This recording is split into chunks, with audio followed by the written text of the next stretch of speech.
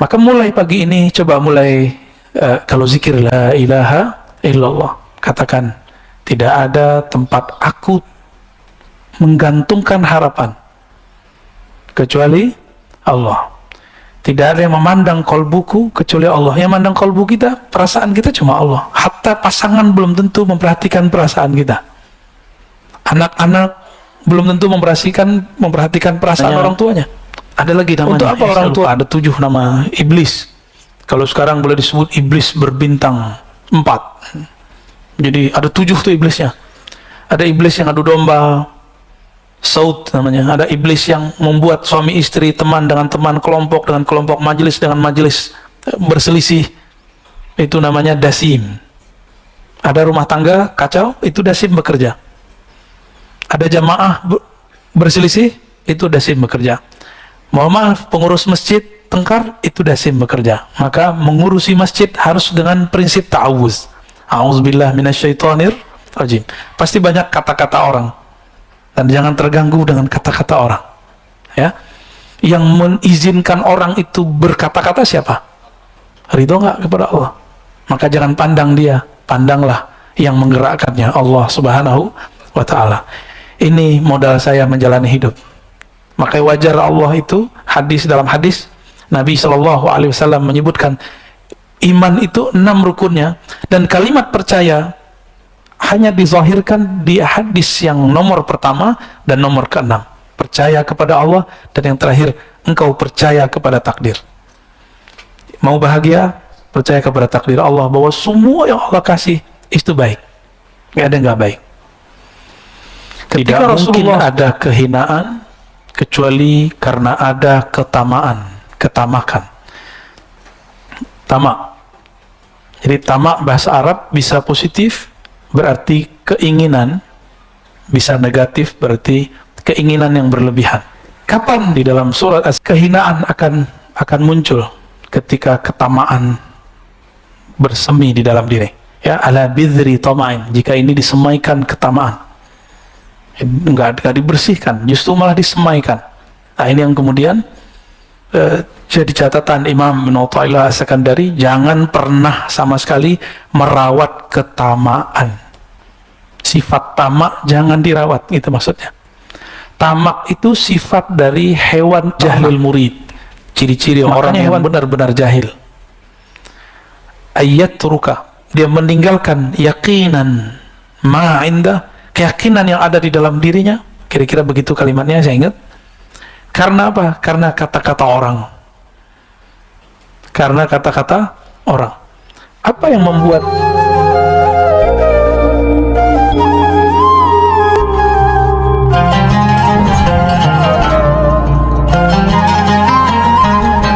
Asyhadu an la ilaha illallah wa asyhadu anna Muhammadan abduhu wa rasuluh. Allahumma salli wa sallim wa barik ala sayyidina Muhammad wa ala alihi wal mahdi khalifatihi wa sallim, amma ba'du. Jamaah subuh yang diberkahi Allah, semoga kita termasuk yang didoakan Rasulullah, Allahumma barik li ummati fi bukuriha. Ya Allah, berkahi umatku yang bangun di pagi hari. Amin ya rabbal alamin. Ya. Apapun yang terjadi, maka kita tetap ridha kepada takdir dan qada'nya Allah Subhanahu wa ta'ala. Semua kehendak Allah itu baik, sempurna. Tapi ketika seorang hamba yang tidak sempurna memahaminya, dia menganggapnya buruk. Maka tidak ada takdir yang buruk bagi hamba yang kenal Allah. Karena jika buruk dia bersabar dan itu baik. Jika baik dia bersyukur dan itu juga baik. Maka takdir itu semuanya akan jadi netral jika seseorang mengenal siapa yang sedang mentakdirkan dia. Ini yang sering kita baca di hikam. Apapun masalahnya akan terasa mudah dan ringan jika kita mengenal siapa yang sedang menguji. Ya, semoga Allah memberikan kekuatan untuk kita semua, apapun persoalannya, apapun masalahnya. Masalah rumah tangga, pekerjaan, masalah hubungan dengan teman-temannya, dan lain sebagainya. Semoga Allah berikan kita as-sabar dan as-syukur. Syukur-syukur Allah berikan kita al-ikhlas. Karena ikhlas itu plong, nggak ada di situ lagi rasa beban. Orang ikhlas lebih tinggi dari sabar, karena sabar masih ada beban, tapi kalau ikhlas tiada beban. Allahumma ja'alna minal mukhlisin al-mukhlasin, amin ya rabbal alamin. Semoga hati kita bercahaya dengan surah Al-Fatihah. Bismillahirrahmanirrahim. Iyyaka na'budu wa iyyaka nasta'in. Shiratal ladzina an'amta 'alaihim waladdallin. Kita masuk ke hikah yang ke-60 ya. Sebentar. Qala Ibn Athaillah bisanadina al-muttasil laih ma basaqat. Kelihatan ya, nomor 60. Anggap aja kayak baca Iqra. Ma basaqat aghsanu dhullin illa ala bidhri tam'in. Di sini ada kata kuncinya. Kata kuncinya pada dhul dan tama'. Tidak mungkin ada kehinaan kecuali karena ada ketamaan, ketamakan. Tamak. Jadi tamak bahasa Arab bisa positif berarti keinginan, bisa negatif berarti keinginan yang berlebihan. Di dalam surat As-Sajdah ada kalimat wa tama'a, itu berarti berharap.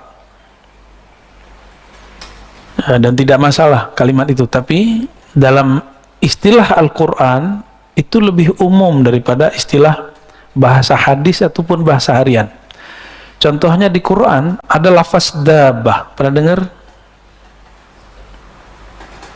Wa ma min dabbatin fil ard illa 'ala Allahi rizquha. Tidak adalah satu binatang melata atau hewan melata ataupun manusia yang berjalan di muka bumi kecuali Allah jamin rezekinya.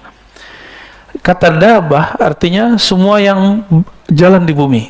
Tapi orang Arab tidak pernah menggunakan istilah ini untuk temannya. Hei dabah gitu. Karena dabah artinya binatang yang berjalan. Jadi istilah Qur'ani, mustalah Qur'ani itu istilah yang sangat umum. Nanti ulama-ulama akan berbeda pendapat. Nanti lain lagi di hadis. Salah satu istilah-istilah itu nanti akan jadi perdebatan. Salah satunya yang pernah saya jelaskan di masjid ini, dan masjid ini tidak ada tanggung jawab terhadap yang saya jelaskan. Ya, mungkin teman-teman ada yang bertanya dari kemarin mengenai hadis akhir zaman, min asyratis sa'ah, di antara ciri-ciri kiamat ay yaksural jahal, banyak kejahilan, zahir kefasikan, banyak kemudian hal-hal tidak senonoh, wa yakillur rijal wa taksurun nisa, perempuan sedikit, laki-laki banyak. Lalu saya di sini menyampaikan dan saya katakan masjid ini tidak bertanggung jawab dengan pandangan saya. Jadi kalau ada yang nanti mengatakan oh masjid RMJ tidak ada kaitan dengan itu. Itu mutlak adalah tanggung jawab saya. Jika salah, saya minta ampun kepada Allah. Jika benar, nanti kita lihat saja nanti ke depan. Kan Imam Mahdinya belum ada, belum muncul. Ya, apa kata Nabi? Ini bahasa Arabnya. Li khamsina. Nih kurang, geriginya kurang satu. Gak apa ya? Imra'ah al-qayyimul wahid. Ini istilah ini bisa diperdebatkan. Barangkali saya keliru di sini, bisa jadi benar, bisa juga. Nah, nanti di mana saya kelirunya, nanti saya sendiri juga baru sadar kemarin. Ya, sebenarnya sudah sadarnya lama, dikritik orang, tapi saya kemudian yang mengkritik orang paling dekat saya sendiri. Kok kamu memahaminya begitu? Li khamsina, terhadap 50 perempuan, imra'atan al-qayyimu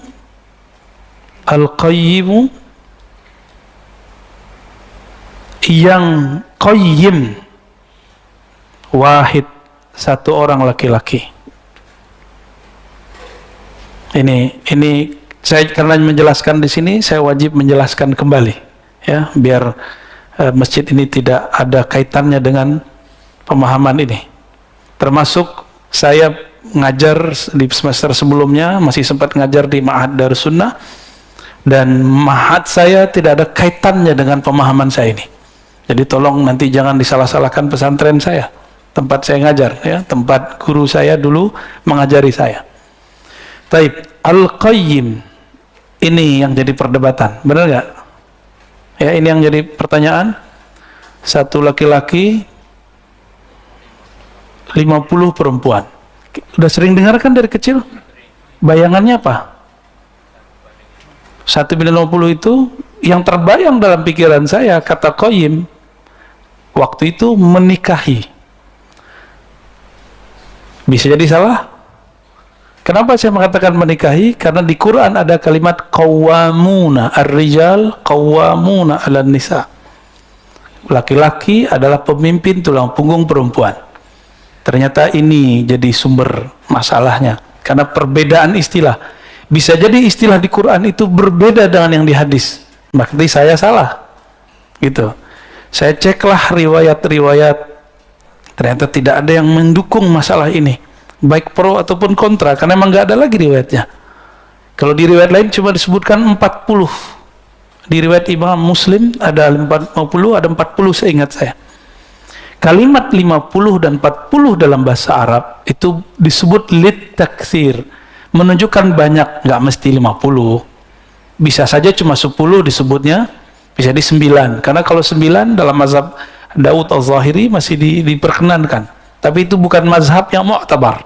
Mazhab saya sampai sekarang masih mazhab Syafi'i. Dan saya tidak mau melanggar ijma. Ya. Ada yang bertanya, apakah antum melanggar ijma? Tidak. Terus kenapa ngomong begitu? Mana ada dalilnya kemudian membolehkan menikahi, menghalalkan nikah 50?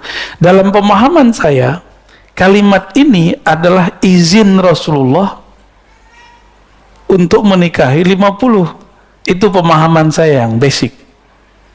Tapi ternyata tidak semua orang memahami hal itu, karena kata Qayyim di dalam istilah bahasa Arab, mayyakumu ala umurihinna, yang mengurusi urusan perempuan, makannya, minumnya. Tapi kan perempuan juga ada urusan biologis. Supaya halal, maka saya memahaminya waktu itu di sini dihalalkan Allah. Dan inilah hadis yang menghalalkannya. Jadi bukan sekedar pemahaman bahwa nanti ada imam kemudian berijtihad membolehkan, enggak, tapi karena hadis ini.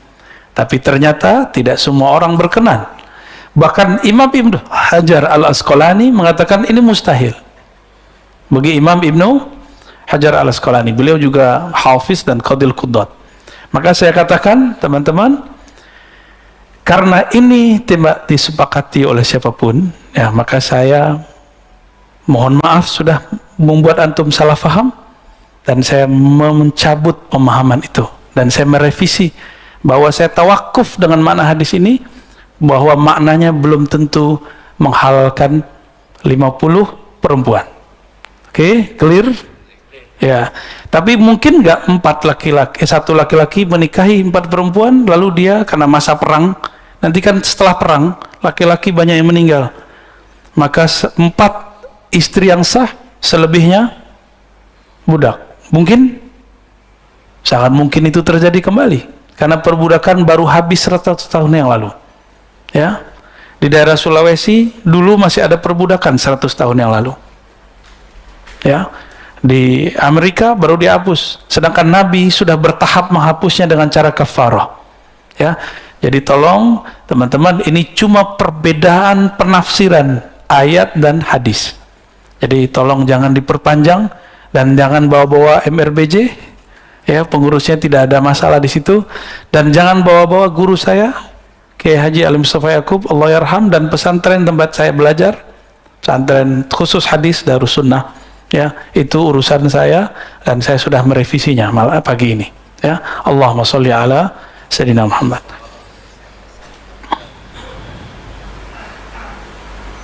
Dan dulu di masa-masa terdahulu, pernahkah ada Nabi menikah lebih dari 4, dari 9, 10? Hatta Nabi sendiri 11 istri. Nabi Daud disebutkan di Quran 100 istri, 99 tambah 100. Berarti di syariat terdahulu pernah ada. Dengan hadis yang tadi, pemahaman saya dulu, boleh jadi syariat itu dikembalikan. Namun tidak semua ulama kita membahas itu dan memang tidak berkenan. Ya, clear ya. Jadi nggak usah banyak simpang siur lagi, dan silakan antum sampaikan ke teman-teman yang mungkin mempertanyakan ini. Ini persoalan memahami teks. Siapa tahu satu lafaz di Quran berbeda makna dengan lafaz di hadis. Apalagi zaman ini. Apalagi zaman ini. Jarak kita dengan baginda Rasul sallallahu alaihi wasallam sudah 1443 tambah berapa tuh? Tambah beliau di Madinah, tambah beliau di Mekah. Baik. Kapan kehinaan akan muncul? Ketika ketamaan bersemi di dalam diri. Ya, ala bidri tama'in. Jika ini disemaikan ketamaan, enggak dibersihkan, justru malah disemaikan. Nah, ini yang kemudian jadi catatan Imam Ibnu Athaillah As-Sakandari, jangan pernah sama sekali merawat ketamaan. Sifat tamak jangan dirawat, gitu maksudnya. Tamak itu sifat dari hewan ternak. Makanya hewan ternak itu hina. Tapi sehina-hinanya hewan ternak seperti babi. Babi tidak pernah mengingkari takdirnya ketika dia tidur di kotorannya sendiri. Pernah nggak babi mengingkari takdirnya? Tidur di kotorannya sendiri. Bahkan nggak ada makanan, dia makan kotorannya sendiri. Itu babi pernah protes nggak? Jadi kita ini untuk masalah takdir kalah sama babi. Itu perkataan Imam Sya'rani. Anjing, kata Imam Sya'rani, anjing itu galak tapi tidak tamak. Kata beliau, guruku salah satunya adalah si guguk alias anjing. Maksudnya apa? Saya bingung. Karena dalam pikiran alam bawah sadar orang Indonesia khususnya, anjing itu najis karena mazhab Syafi'i. Tapi ternyata di mazhab Maliki tidak. Di mazhab Maliki anjing tidak najis. Kata Imam Sya'rani, lihatlah apabila anjing makan, itu dia kalau sudah kenyang, walaupun dagingnya masih banyak, daging yang dia santap masih banyak, dia tinggalkan. Dia nggak bawa tabungan buat besok gitu, bekal buat besok. Ada nggak anjing begitu? Maka segalak-galaknya anjing tidak tamak. Kita sudahlah galak, emosional, rakus, tamak lagi. Nauzubillah min dzalik. Semoga Allah menyembuhkan ketamaan di dalam diri kita semua. Amin ya rabbal alamin.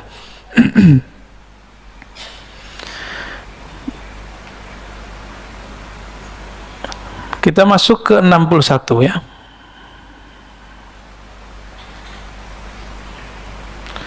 Ma qadaka syai'un mislul wahmi. Ma qadaka syai'un mislul wahmi. Tidak adalah yang mengikatmu lifestyle, gaya hidup. Ini mainnya di sini. Ya. Ma, tidaklah qadaka, mengkaitkanmu, menarikmu, syai'un, sesuatu pun, mislul waham, yang lebih deras, lebih kuat daripada waham. Waham itu apa? Nah, ini kalau kita buat ilustrasinya, yakin itu udah paling tinggi. Pertengahan namanya syak. Apa arti syak? Ragu. Di bawahnya namanya waham. Jadi ini 50%.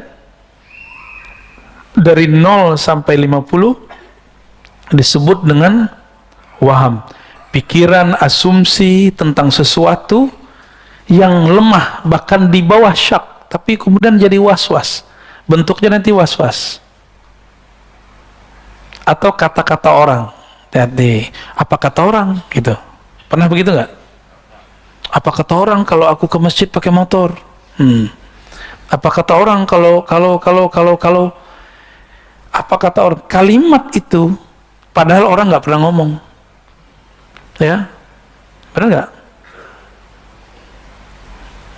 Saya pernah pakai motor ke sini kan, malah disamperin, wah Ustadz, malah digituin, motornya motor Beat lagi, badan kita segede gini, malah dipuji-puji. Ya saya kaget, saya nggak mau dipuji, ya nggak akan ada, teman-teman. Kata orang itu tidak akan pernah sebenarnya mempengaruhi persepsi orang lain terhadap kita. Nah, maka di atas syak inilah harus kita bangun dengan ilmu dari 51 sampai 100. Kalau 100 itu hakul yakin namanya, atau yakin. Ini yang harus kita bangun. Gimana cara membangunnya? Mesti berilmu. Nggak cukup dengan zikir. Saya sudah banyak ketemu ahli zikir tapi was-wasnya tinggi. Lagi zikir pikirannya kemana-mana. Kenapa? Karena kalau zikir main sendiri, kan pegang sendiri, hitung sendiri, sebut sendiri, bingung apa yang mau dibayangkan. Kan Allah nggak boleh dibayang-bayangin, benar nggak? Maka lebih enak wirid yang paling hebat itu wirid ilmu. Ilmu yang paling tinggi, ilmu mengenal Allah. Ilmu mengenal Allah tidak mungkin kecuali lewat mengenal diri. Diri yang paling hakiki namanya ruh. Itu sebabnya kajian hikam nanti ujungnya ma'rifatur ruh. Kenal ruh, kenal yang meniupkan ruh, Allah Subhanahu wa ta'ala, ya. Maka mulai pagi ini coba mulai kalau zikir la ilaha illallah, katakan tidak ada tempat aku menggantungkan harapan kecuali Allah. Tidak ada yang memandang kolbuku kecuali Allah. Yang memandang kolbu kita, perasaan kita cuma Allah. Hatta pasangan belum tentu memperhatikan perasaan kita. Anak-anak belum tentu memperhatikan perasaan orang tuanya. Untuk apa orang tua buat rumah besar-besar? Supaya nanti tua bareng dengan anaknya. Tapi ketika anaknya besar, anaknya buat rumah sendiri, gede juga, mikir sama lagi. Itulah anehnya manusia. Sudah kejadian setiap masa begitu, tapi kok masih diulang. Ini anehnya manusia. Pernah lihat rumah tua bagus zaman-zaman dulu? Kebayang nggak rumah tahun 50-an, 60-an itu gede-gede, tapi sekarang jadi hancur. Nggak ada penghuninya, malah jadi horor. Jadi cerita-cerita horor. Mau bikin rumah horor lagi, ya. Jadi jangan ngikutin lifestyle kata orang. Dan di dalam teks yang lain beliau di Hikam mengatakan min jahlil murid, ciri-ciri orang yang benar-benar jahil, ayat turuka, dia meninggalkan yakinan ma inda, keyakinan yang ada di dalam dirinya. Kira-kira begitu kalimatnya, saya ingat. Karena apa? Karena kata-kata orang.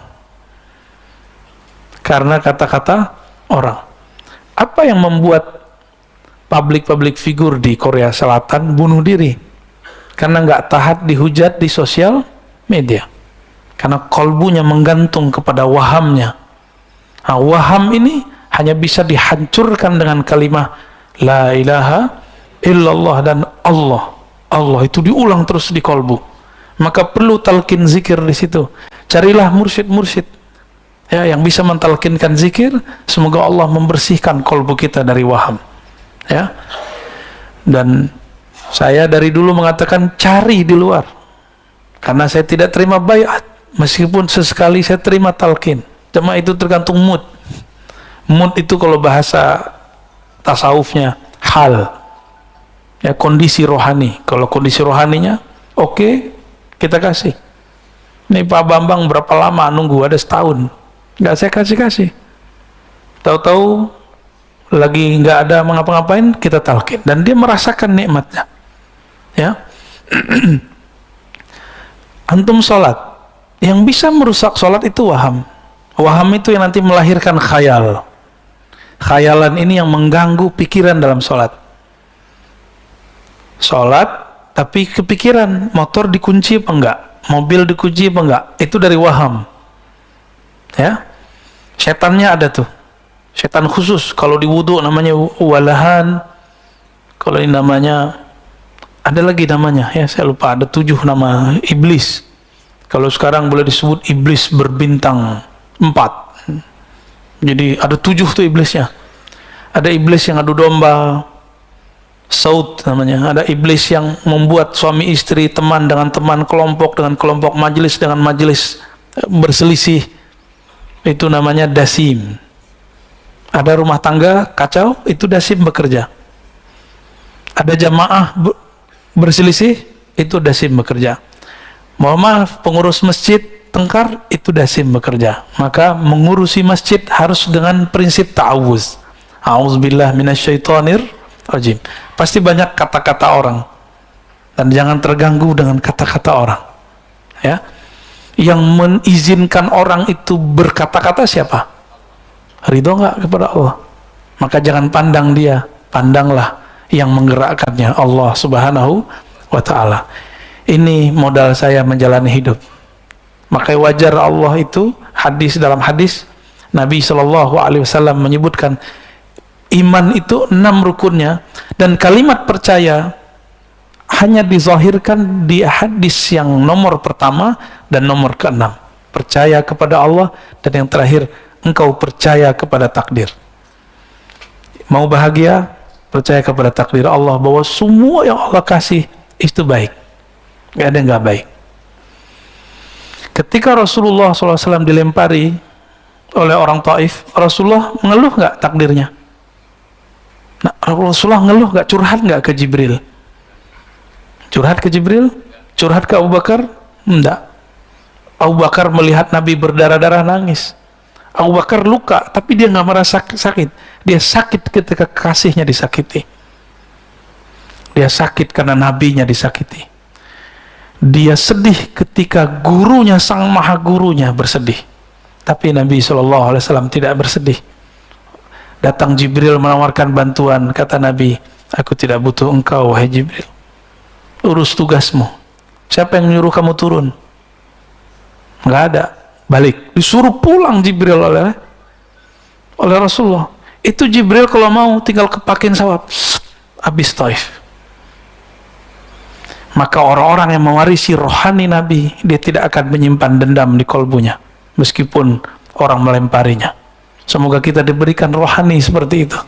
Amin ya rabbal alamin. Walaupun dituduh nanti terhipnotis, ya, dituduh nanti diperdaya, digundam, apa sih namanya, macam-macam, nggak masalah, biarin aja. Itu kata orang. Kita dan Allah kan kita lebih tahu sir kita dengan Allah, rahasia kita dengan Allah. Maka antum harus punya wirid, punya zikir khusus yang menjaga hubungan kita dengan Allah. Maka kita tahu Allah nggak begitu kok kepada saya. Ingat-ingat kalau zikirnya enak, ingat-ingat kalau nikmatnya banyak. Maka kita katakan, apapun kata mereka, aku dan Allah, aku lebih tahu. Ya, kira-kira seperti itu. 62. Anta hurrun mimma anta anhu ayisun. Engkau hur. Apa arti hur? Hur itu artinya merdeka. Engkau akan merdeka, engkau akan bahagia, engkau akan leluasa, engkau akan santai. Mimma anta anhu ayisun. Yang mana engkau ayisun anhu, engkau berlepas harapmu darinya. Maka orang-orang yang diperbudak oleh dunia, ketika dia ada harapan ke si dunia, dunia itu ada harta, ada pasangan, ada anak, ada popularitas, apalagi ada pujian, pengen dipuji, takut dibenci, itu semua dunia. Putuskan hubunganmu dengan semua itu dari batin, ya, maka engkau bahagia. Anta hurrun. Jadi kalau antum nggak kuat dengerin kata-kata orang di sosial media, tutup sosial medianya. Tapi kalau kuat, biarin aja. Badai pasti berlalu.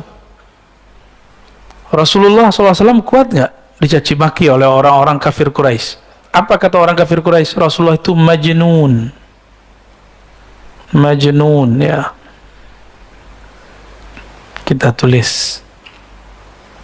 Majnun ini bahasa yang menghina sekali. Gila, ketutup akalnya. Sahirun. Jadi masih mending saya dituduh dihipnotis. Rasulullah dituduh penyihir. Ya, sahirum mubin. Rasulullah itu penyihir yang nyata. Maka pewaris Rasulullah di setiap masa pasti nanti akan dituduh hal yang serupa. Sallallahu alaihi wasallam. Maka siapa saja yang mewarisi kerohanian Nabi akan juga mewarisi ujiannya Nabi. Al ulama warasatul anbiya. Ulama yang takut kepada Allah, bukan yang pintar baca kitab, bukan yang bergelar. Al ulama dalam Al-Quran yang takut kepada Allah, yang kenal Allah. Warasatul anbiya, akan mewarisi para nabi. Maka Nabi mengatakan asyaddun nas balaan, manusia yang paling banyak diuji al-anbiya, summal ladzina yalunahum, summal ladzina yalunahum. Di riwayat kedua summal amsal, summal amsal. Yang paling banyak diuji dan yang paling keras goncangannya adalah para nabi, lalu pewaris para nabi, lalu pewaris gitu. Siap berjuang. Ahlul Badar disebut apa? Disebut orang jobless, nyusahin orang. Ansor itu Abu Hurairah dituduh budak perut, budak makan. Karena Abu Hurairah ini kalau diundang makan, doyan makan. Dia nggak ngerti kehidupan santri. Abu Hurairah ini kan santri Rasul. Ada yang pernah nyantri? Pernah tinggal di asrama? Giliran ada yang ngundang, gimana? Mahasiswa deh. Mahasiswa ngekos. Giliran ada yang ngundang, makan gimana? Balas dendam, perbaikan gizi. Ya benar, perbaikan gizi. Salah nggak Abu Hurairah makan banyak? Nggak salah. Justru yang ngundang seneng. Abu Hurairah santri Rasulullah makannya banyak. Alhamdulillah. Ya. Saya dulu kalau diundang oleh orang-orang yang ngundang saya makan tuh, kalau makan dikit malah dimarahin.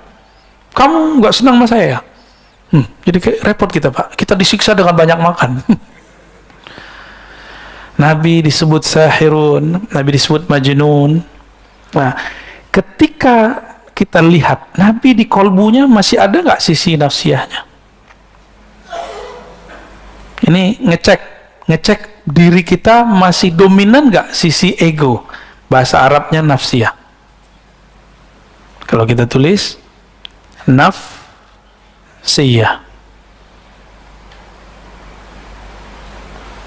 ego. Saya bilangin ke Pak Bambang nih, kamu sombong amat sih. Kalau dia tersinggung, berarti nafsiyahnya hidup. Ini yang menutupi dirinya. Tapi kalau dia datang, Buya, Ustadz, Pak, kalau emang saya sombong, maafin saya. Berarti nafsiyahnya beres. Saya bilang ke Bapak nih, kamu nih otaknya otak setan. Kalau tersinggung, beneran itu. Beneran setan tuh. Tapi kalau kemudian, Tuan Guru, kalau betul dalam diri saya ada sisi syaitonnya, tolong dibenerin. Gitu. Gimana Pak? Nanti ada orang ngata-ngatain antum, kamu belagu. Tersinggung nggak? Beneran belagu ente. Ya. Tapi kalau mengatakan, oh iya, maaf kalau saya masih dianggap belagu. Ya. Kita ini kan beda-beda tradisi Pak semua. Di kampungnya Bapak, di mana kampungnya Pak? Kediri, orang Jawa Timur, beda adab dengan orang Sunda, beda adab dengan orang Madura, beda adab dengan orang Betawi, beda adab dengan orang Padang. Di kampung saya dulu Pak, sekarang udah mulai baik. Cium tangan tuh nggak ada. Adanya cium, cium pipi, maunya. Nggak ada cium tangan sama guru, nggak ada. Saya kesini, saya lihat orang cium tangan sama guru fisika, guru bahasa Inggris. Saya berpikirlah, masa cium tangan guru fisika, guru bahasa Inggris, tapi saya nggak cium tangan sama guru hadis saya. Maka 3 tahun lamanya, hampir sekitar itu, saya nggak cium tangan mulia guru saya, Syekhna Ali Mustafa Yaakob. Setelah itu kemudian baca satu kitab Ar-Rukhsah fi Taqbil Liyad. Lalu baca juga beberapa hadis, ada di Sunan Nasai, jangankan tangan, kaki pun dicium. Hadisnya sahih. Maka kemudian mulailah saya mencium, dan grogi juga sih nyium tangannya, dan kaku gitu. Ini bedanya, karena saya orang Sumatera, itu tangan guru yang saya tarik. Benar nggak? Itu antum tuh. Tapi apakah itu su'ul adab? Untuk orang yang nggak ngerti, nggak disebut su'ul adab, nggak disebut buruk adab, karena dia nggak ngerti. Tapi kalau dia ngerti, kepalanya yang turun. Kalau sudah nyantri, beri ketahuan nih, ini bukan santri nih ya. Kalau bukan santri, tangan gurunya ditarik. Kalau santri, kepalanya yang turun. Itu bedanya Pak. Bapak disebut sesat, ahli bid'ah, marah gak? Jangan marah. Saya ngaji ya biar nggak jadi sesat, biar nggak bid'ah, kira-kira begitu. Kita perbaiki. Kalau ada orang beda faham, itu urusan dia ya. Ini ngecek nafsiyah, punya ego yang masih nyala nggak di dalam diri.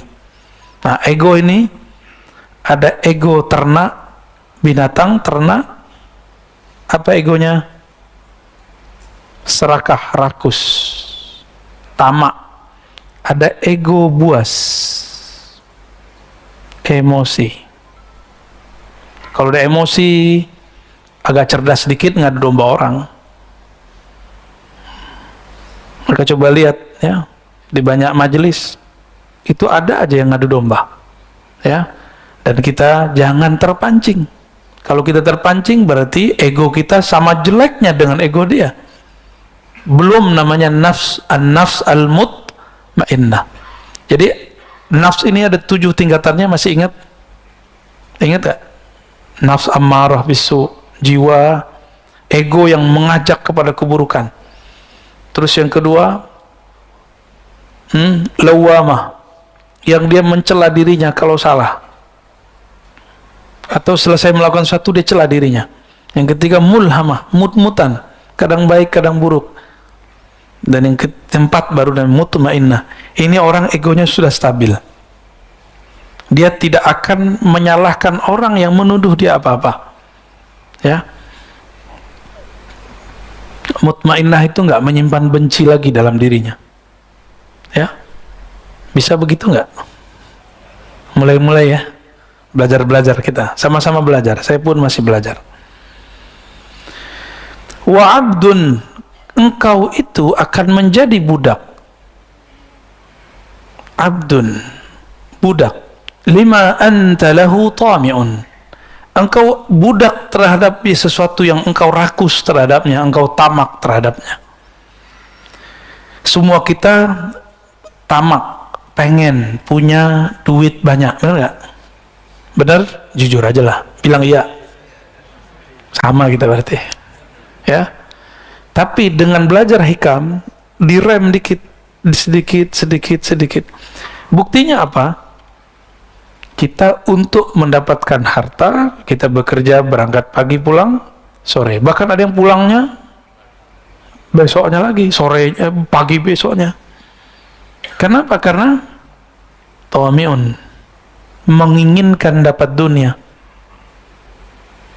Antum kira teman-teman yang menghibur kita di TV, selebriti, para artis, komedian itu bahagia? Belum tentu dia bahagia. Walaupun dia bisa bikin orang ketawa, bisa jadi dalam dirinya ada masalah yang sangat banyak. Tapi hebatnya komedian itu, dia masih bisa menghibur kita walaupun dirinya bermasalah. Kalah kita, Pak. Kita masalah dikit, wajahnya langsung kacau. Nggak bisa menghibur orang. Kita kalah sama mereka. Mereka bisa menyembunyikan masalahnya dikit. Kita katanya rajin sholat, rajin zikir, rajin tahajud, rajin jamaah. Kesel dikit disebut. Beda faham dikit, kemudian menyalahkan orang. Nauzubillah min dzalik.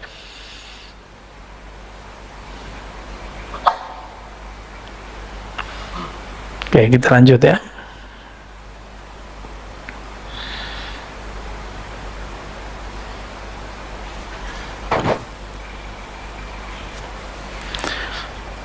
Man lam yuqbil 'ala Allah bimulatafatil ihsan qida ilaihi bisalasilil imtihan. Siapa yang tidak menghadap kepada Allah dengan kelembutan ihsan, mulatafah, lutf. Allah bernama Latif. Ini lutf. Itu lembut. Siapa yang tidak menghadap kepada Allah dengan kelembutan ihsan. Ihsan ini, apa arti ihsan? Engkau beribadah seakan memandangnya. Engkau hidup seakan melihat bahwa dialah yang ngatur hidup. Siapa yang hidupnya tidak dengan cara ini, maka setiap hari dia akan tersiksa. Qida ilaih atau quyida ilaih, akan disertakan dalam hidupnya, akan dikaitkan kepadanya belenggu-belenggu imtihan. Apa arti imtihan? Ujian-ujian. Orang yang merasa diuji terus, dapat bencana terus, dapat cobaan terus. Kenapa? Karena memandang Allah tidak dengan kacamata ihsan. Jadi mulai pagi ini coba berpikir, apapun yang terjadi padaku itu adalah kebaikan-kebaikan Allah. Mungkin kita ini kurang penyabar, maka dilatih sabar dengan ujian. Ada yang diuji dengan kekurangan, sabar nggak? Ada yang diuji dengan kelebihan, bersyukur nggak? Ada yang diuji dengan pujian, lupa diri nggak? Ada yang diuji dengan cacian, dia putus asa nggak? Itu mainan Allah semua. Jika dia memandang ini mainannya Allah, aturannya Allah, Rabbul Alamin yang ngatur alam semesta, maka belenggu-belenggu cobaan pun terasa tidak membelenggu. Ya, justru dia merasakan itu cubitan-cubitan dari Sang Maha Kekasih, Allah Subhanahu wa Ta'ala. Pengen nggak dicubit kekasih, Pak? Kangen nggak masa-masa dulu? Kangen ya, masa-masa awal nikah dulu dicubit kayaknya dibalas pakai bibir ya. Kalau sekarang udah dipeluk tolak, bau, gitu ya. Enggak gitu, alhamdulillah. Berhasil berarti, Pak.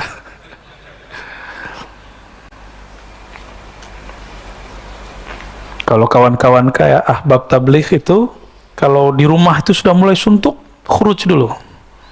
Pulang-pulang rindu seperti orang baru menikah lagi. Tuh bisa belajar sama teman-teman tabligh, Pak ya. Man lam yashkurin ni'am faqad ta'arrada li zawaliha. Siapa yang tidak mensyukuri nikmat-nikmat. Ni'am itu nikmat-nikmat, jamak dari ni'mah. Faqad ta'arrada li zawaliha. Dia sedang menantang Allah untuk menghilangkan nikmat itu. Nikmat tuh jangan dibayangin duit doang. Ini kebanyakan kita mikirin duit, rumah, apalagi sehat. Enggak, semuanya. Apa aja. Ilmu ini nikmat gak? Nikmat gak? Bersyukur itu berterima kasih. Bahasa Arabnya syukur. Terima kasih itu bahasa Indonesianya. Lam yashkurillah ma lam yashkurin nas. Tidak disebut berterima kasih, bersyukur kepada Allah kalau belum berterima kasih kepada guru, kepada orang tua, kepada teman, kepada pasangan, kepada anak, kepada semua yang pernah berjasa dalam hidup kita. Gitu. Ya. Maka saya sendiri berterima kasih kepada orang yang menegur saya. Inilah manhaj Imam Al-Ghazali. Imam Ghazali mengatakan, jika engkau tidak ketemu mursyidmu, karena mursyidmu mungkin tidak tiap hari, maka lihatlah musuhmu. Musuhmu paling kenal dengan aibmu. Musuhmu paling kenal dengan aibmu. Jadi bersyukur ada musuh. Nikmati. Musuh itu adalah lisannya guru yang agak galak. Ya, kalau pernah dimarahi guru nggak? Pengalaman saya, setiap kali saya ridho dimarahin guru, itu berkah dan sampai hari ini. Dulu cara baca kitab saya dimarahin guru saya, dan guru saya kakak kelas. Kamu nih baca kitabnya kayak orang bego gitu. Waduh, emang saya bego Kang? Bimbing saya Kang. Nggak pernah dibimbing saya. Tapi besok ujurumiyah khatam dari maghrib sampai isya. Ulang lagi, diulang begitu. Efeknya ilmu gramatikal menjadi hafal. Karena ada yang bilang saya bego. Tuh, nikmat nggak? Coba nggak ada kakak kelas saya ngomong begitu dulu. Alhamdulillah. Dulu ada yang nyindir saya. Kalau ada di pesantren ini nggak cium tangan kiai kita, berarti orang sombong. Kan kita nggak ngerasa sombong, cuek aja. Ternyata yang maksud saya. Ya, alhamdulillah. Jadi kita bersyukur ada orang-orang hater, ya. Jadi antum nih kalau mengerti bab itu, silakan main sosial media. Silakan main apa aja di sosial media. Nggak akan terpancing. Tapi terpancing emosinya sekali, berarti antum belum berhak main di situ. Itu yang dikabarkan dulu oleh Maulana Syekh Hisham Kabbani. Nanti beberapa tahun ke depan akan muncul sosial media. Beliau menyarankan murid-muridnya tidak sibuk main itu. Karena nanti orang tengkar tanpa melihat, orang berprasangka tanpa tabayun. Benar nggak sekarang? Cukup dapat postingan kawannya, dia kemudian posting ulang. Dia cuma dengar dari selentingan dari kawannya, dia ulang. Hatta sekelas ulama pun begitu. Gimana awamnya? Gimana masyarakat umumnya? Ini akhir zaman. Mohon dimaklumi. Ya. Itu yang dikalamkan dulu oleh Maulana Syekh Syam Kabbani, yang murid Syekh Nazim. Wa man syakaraha, siapa yang mensyukurinya, mensyukuri nikmat, termasuk nikmat ditegur orang, nikmat dibenci orang, bahkan nikmat dipuji orang.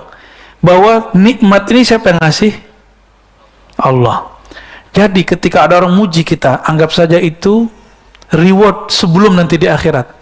Jika ada orang mencaci kita, anggap saja itu teguran Allah supaya kita tidak tersesat. Gampang toh? Ya, bisa nggak begitu? Ya. Maka kita nggak perlu capek-capek membalas-balasi orang di sosial media. Antum ini kan capek-capek, balesin. Lelah hidup begitu. Fi tughyanihim ya'mahun. Ya. Karena itu berlebihan, tughyan itu berlebihan. Ya'mahun akan terombang-ambing, gelisah setiap hari. Coba hentikanlah. Kalau ego belum beres, hentikan dulu itu. Ya. Nabi Sulaiman punya harta yang sangat banyak. Apakah merusak kalbunya? Karena nafsiyahnya sudah beres. Nabi Isa, Nabi paling miskin, padahal paling sakti. Selain Nabi Muhammad, yang paling sakti Nabi Isa, Nabi Musa. Nabi Musa belah laut. Nabi Isa orang matinya hidup. Tapi Nabi paling miskin. Tapi beliau berubah nggak suasana kalbunya kepada Allah? Nggak pernah berubah. Paham maksud saya? Nah, Nabi Muhammad tuh diberikan dua itu sekaligus. Kadang susah, kadang senang, dan itu tidak merubah beliau. Kadang dipuja-puji, kadang dicaci maki, dan itu biasa. Kadang beliau banyak pengikut, kadang tidak.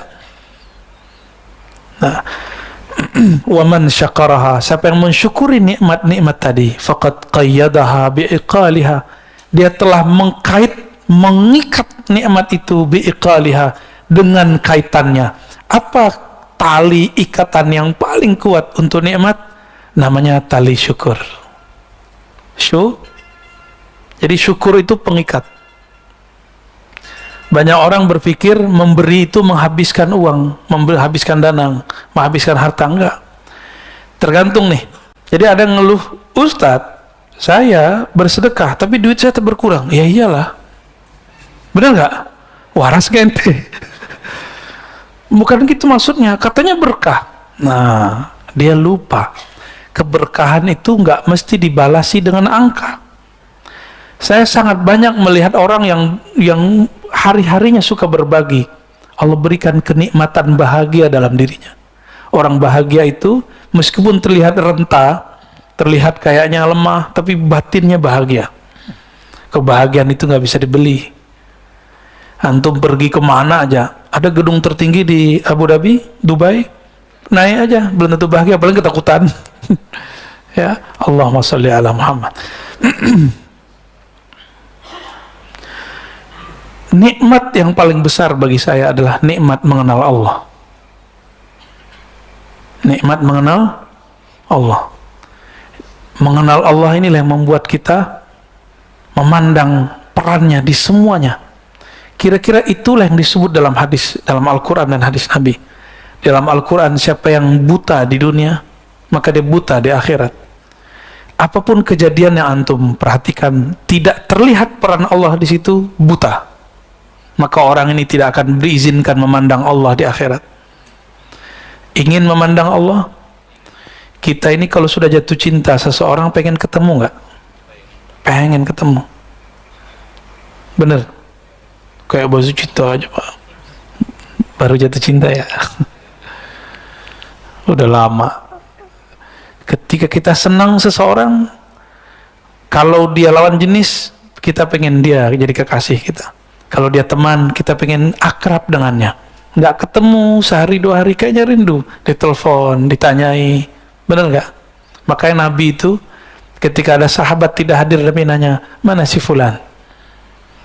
Disampaikan oleh tetangganya, kamu tadi ditanya Nabi. Girangnya hatinya, yang tadinya dia sakit demam berhari-hari, langsung sembuh cuma ditanyain Rasulullah sallallahu alaihi wasallam. Abdullah bin Umar dalam Al-Adab Al-Mufrad karya Imam Al-Bukhari, hadisnya hasan. Ini bukan hadis sahih, bukan kitab sahih. Kitab selain sahih namanya Al-Adab Al-Mufrad karya Imam Al-Bukhari. Satu kali dia jatuh atau apa di riwayat itu, lalu kakinya sakit dan sulit jalan. Ada orang ingat Abdullah bin Umar ini kalau disebut nama Nabi Muhammad oleh orang yang tepat, pasti sembuh. Maka diceritakanlah kepada orang yang tepat membicarakan Nabi. Orang itu kemudian datang kepada Abdullah bin Umar. Apa kata orang itu? Abdullah, coba engkau ingat-ingat, kalau perlu kamu panggil, teriak keras-keras orang yang paling engkau cintai. Istrinya ngira dia yang bakal dipanggil. Enggak. Istri duanya juga mikir enggak. 3 enggak ada semua. Anaknya juga enggak. Anaknya alim-alim. Sayyidina Abdullah bin Umar itu anaknya jadi mujtahid. Enggak ada yang dipanggil. Orang tuanya juga tidak. Umar. Ternyata dia menyebut Muhammad. Langsung badannya bergetar, jantungnya kemudian kuat lagi, langsung berdiri. Sehat ke masjid besoknya. Kita disebut nama Nabi Muhammad SAW, gak ada efeknya. Betapa kerasnya kalbu ini. Berarti kita belum kenal Rasulullah SAW. Kullul qulub ilal habibi tamilu. Setiap hati orang yang punya kalbu kepada kekasihnya pasti cenderung, pasti kangen, pasti rindu. Apakah ciri rindunya? Disebut nama kekasih, matanya berlinang-linang, hatinya rindu, bulu romanya merinding. Disebut Rasulullah sallallahu alaihi wasallam. Maka apapun yang terjadi pada kita, obatnya cuma Rasulullah. Muncullah kemudian oleh ulama kita, dapat ilham mereka. Bersebutlah salawat tibbil qulub. Allahumma salli ala Sayyidina Muhammad. Tibbil qulub. Tibbil qulub dulu, jangan jasad dulu, qulub dulu. Ya Allah, sampaikan salam kami kepada penawar penyakit kolbu kami, pelipur lara sedih kami, Rasulullah SAW. Tibbil qulub wa dawaiha, penyembuh kolbu, penawar penyakit kolbu. Wa dawaiha, sedih, senang, sakit, kesal, emosi. Istri saya dulu pernah umroh, salah jalur keluar, dia masuk di situ, dibentak-bentak oleh orang Turki. Cukup bilang sholli ala Muhammad, berhenti itu orang Turki, nggak jadi, nggak jadi lagi. Sholli ala Muhammad, berarti di kolbu dia ada cinta kepada Rasulullah Sallallahu Alaihi Wasallam. Jadi kalau ada orang tengkar baca sholli ala Muhammad, ya, kita emosi, katakan Allahumma sholli ala Sayyidina Muhammad, silakan ditambahkan setelahnya tibil qulub wa dawaiha, baru sebutkan wa afiyatil abdani wa shifaiha, penyembuh badan, penawar penyakit badan. Nah, nikmat ini yang harus kita syukuri. Saya mau tanya Bapak Ibu Saudara bukan Allah, ini yang saya sampaikan sejak awal saya ngajar di kampus, di pesantren, di mana negeri ini dapat keberkahan, diizinkan Allah buka majelis sekarang di mana-mana, malah lebih longgar di perkotaan daripada di daerah. Ini nikmat bukan? Bisa bersyukur. Coba kurangi hujatan, menghujat wali kota kah, gubernur kah? Pernahkah mendoakan mereka? Kalau orang salah didoain baik atau didoain buruk? Antum salik ilallah, orang yang sedang suluk kepada Allah. Tapi kecuali antum politisi, kalau ada yang salah di antara pemimpin, apa yang dilakukan? Dikompor-komporin terus. Kita bukan politisi, kita ini rakyat. Nikmat jadi rakyat adalah negeri yang aman. Sekarang di Suriah tidak bisa buat pengajian seperti ini. Ada cuma kota Damaskus, itu pun hati-hati. Ayah dari guru saya, Syekh Muhammad Sair Ramadan Al-Buti, dibom lagi ngaji. Maka jangan pernah membiarkan ada pemikiran-pemikiran yang tidak mensyukuri nikmat kedamaian ini. Itu yang mereka ingin memberontak. Ya, beda politik silakan, mengkritik boleh, tapi jangan sampai ada pikiran memberontak. Saya husnuzon kepada orang-orang yang banyak mengkritik pemimpin kah siapa, dia tidak berniat untuk memberontak, tapi niatnya cuma ingin baik, mungkin caranya kurang baik.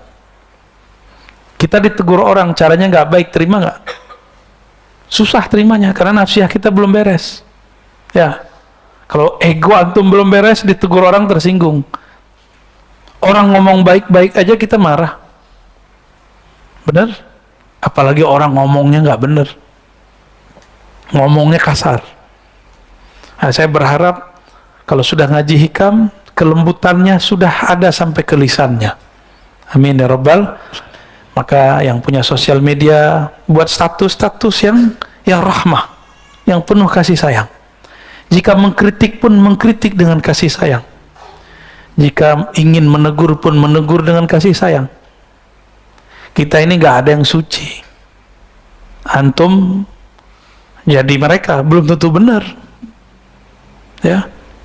Maka jangan kemudian mencaci maki orang, mengata-katain orang, lupa dengan diri sendiri. Mengkritisi orang, lupa mengkritisi diri sendiri. Ya, nauzubillah min dzalik. Sudah atau belum? Cukup ya? Gimana, Pak Bambang? Saya tutup dengan hikmah ini, ya. Khaf min wujudi ihsanihi ilaik. Takutlah terhadap wujud ihsanihi ilaik, kebaikan-kebaikan Allah kepadamu, tetapi engkau selalu durhaka kepadanya. Kita ulangi terjemahannya. Khaf, takutlah engkau dari banyaknya kebaikan Allah, dari selalunya Allah berbuat baik kepadamu, tapi engkau selalu durhaka kepada Allah. Ayyakuna dzalika istidrajan lak. Siapa tahu nafas yang masih engkau pakai, ilmu yang masih engkau pahami, istidraj, bukan lagi nikmat tapi istidraj.